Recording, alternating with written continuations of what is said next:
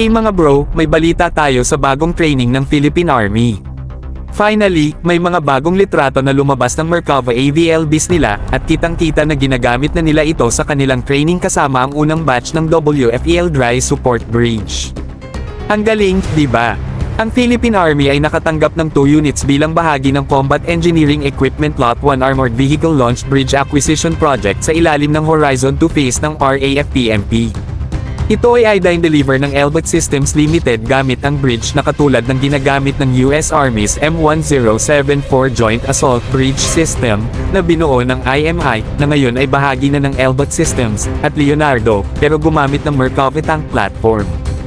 Ang mga litratong ito ay patunay na handa na ang Philippine Army na simulan ang kanilang training gamit ang mga bagong kagamitan na ito.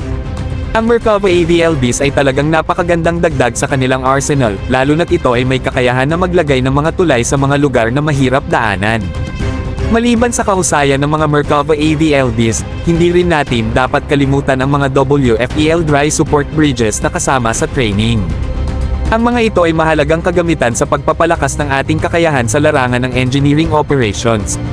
Kaya mga bro, malinaw na patunay ito na patuloy ang pagpapalakas ng ating sandatahang lakas. Exciting ito, di ba?